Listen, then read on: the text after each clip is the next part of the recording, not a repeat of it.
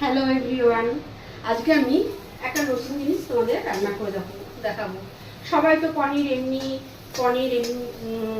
নানা রকম বাটার পনির, গার্লিক পনির, বাটার পনির মশলা খায়। আজকে আমি দেখাবো ক্যাপসিকাম পনির কীভাবে রান্না করে। ক্যাপসিকাম পনির রান্না করার জন্য আগেই বলে রাখি, ক্যাপসিকামটা খুবই আমাদের শরীরের পক্ষে উপকারী, বিশেষ করে ভিটামিন সি থাকে। আর যারা কিডনিতে ক্রনিক কিডনি ডিজিজে আক্রান্ত তাদের কিন্তু খেতে কিন্তু ক্যাপসিকাম ভীষণ উপকারী।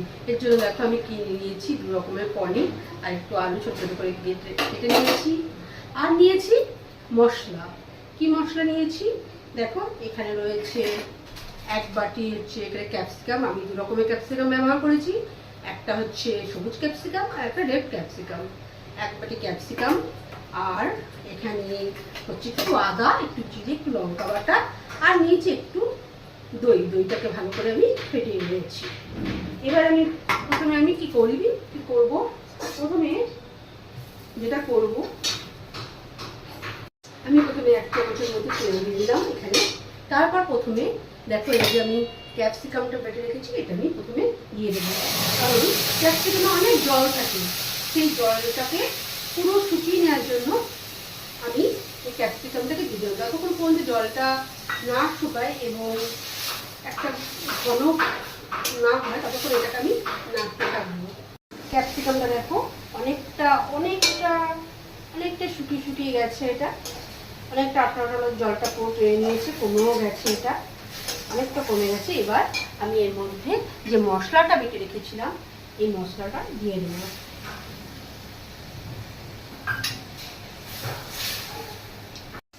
এরপর আমি দেখো, এই যে দইটা দেখছে, এই দইটা আমি দিয়ে দেবো। হ্যাঁ, দইটা দেওয়ার সময় আগে একটা কথা বলছি, দই যখন দেবেন তখন হাই ফ্লেমে গ্যাসের ওভেনটা না বাড়িয়ে ওভেনটাকে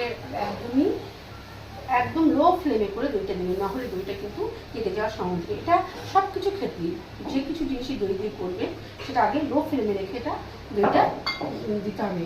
তারপর এটাকে আগে ভালো করে মিশিয়ে নিতে হবে, না হলে না মিশালে কি হবে, দইটা আপনার কেটে যেতে পারে। যাই হোক, এই দইটাকে আমি এর মধ্যে এখন ভালো করে মিশিয়ে নেবো। অনেকটা মেশানো হয়ে গেছে। এর মধ্যে আমি হালকা করে একটু হলুদ, অল্প সামান্য হলুদ দেবো, বেশি হলুদ দেবো না, যেহেতু আমি একটু লাউ ক্যাপসিকাম দিয়েছি তাই হলুদটা বেশি দেবো না। কেননা হলুদ বেশি দিলে বেশি তেতো হয়ে যায়। আর একটু আমি কাশ্মীরি মির্চ, লঙ্কাগুলো হালকা করে অল্প কাশ্মীরি মির্চ দিয়ে দেবো। দেখুন এবার কালারটা কেমন এসেছে, তখন কালারটা ঠিক মতো চলে এসছে।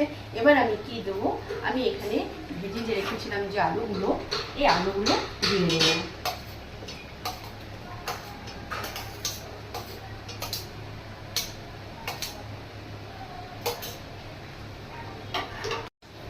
ভেজে রাখা পনিরটা ছিল, সেটা এর মধ্যে দিয়ে আমি ভালো করে কষিয়ে নিলাম।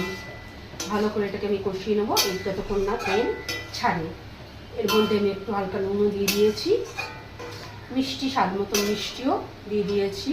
দেখুন ভালো করে কষানো হয়ে গেছে, মিনিমাম অনেক এটা ভালোই কষিয়ে দিয়েছি আমি এটাকে। এবার এর মধ্যে এর মধ্যে পরিমাণ মতন গরম জল দিয়ে দেবো। জলটা একটু উষ্ণ গরম করে নিলে এটা ভালো টেস্ট হবে, এর জন্য এখানে আমি উষ্ণ গরম জল দিয়ে দেবো।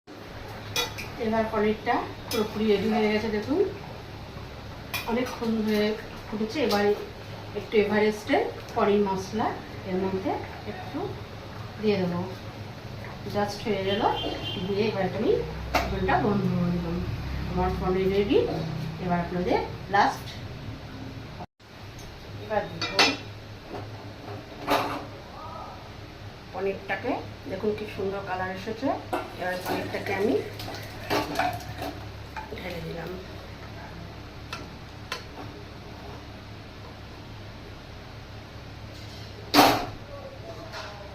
দেখুন পনিরটা